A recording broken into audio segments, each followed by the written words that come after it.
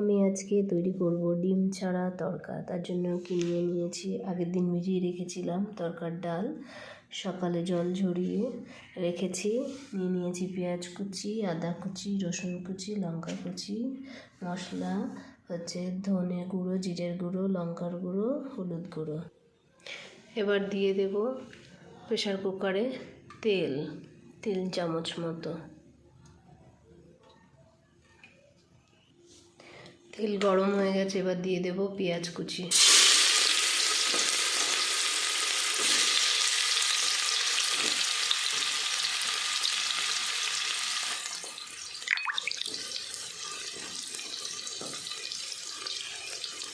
পেঁয়াজটা খুব ভালো করে লাল লাল করে ভেজে নেব।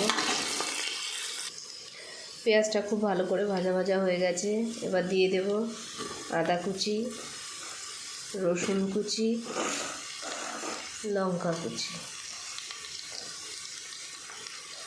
ভালো করে একটু কষিয়ে নেব। এবার দিয়ে দেব মশলা, জিরে, ধনে, লঙ্কা, হলুদ সব দিয়ে খুব ভালো করে কষিয়ে নেব। কি সুন্দর গন্ধ বেরিয়েছে। এবার দিয়ে দেব একটু টমেটো কুচি, দিয়ে খুব ভালো করে কষিয়ে নেব। এবার দিয়ে দেব স্বাদ মতো লবণ, দিয়ে আরও কিছুক্ষণ ভালো করে কষিয়ে নেব।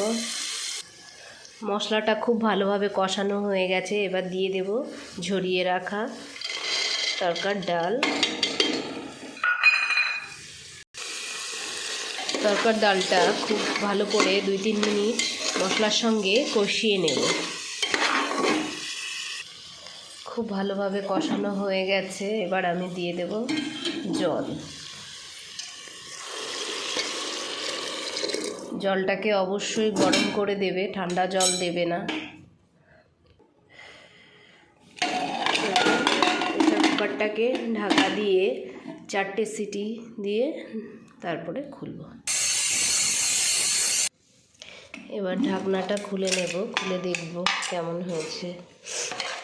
দেখো কি সুন্দর হয়েছে। এবার দিয়ে দেব আমি এর মধ্যে তড়কার মশলা, মানে সানরাইজের তড়কা মশলা, আর দিয়ে দেবো একটু ধনেপাতা কুচি। দিয়ে দিচ্ছি তড়কা মশলা মিক্সড করে। এবার দিয়ে দেবো ধনেপাতা কুচি। কি দারুণ টেস্টি, দারুণ গন্ধ বেরিয়েছে। আমি একটুখানি টেস্ট করে দেখলাম, বিশ্বাস করো দোকানের থেকেও বেশি ভালো টেস্টি হয়েছে। বানিয়ে খেয়ে দেখবে, দারুণ টেস্টি, দারুণ। ও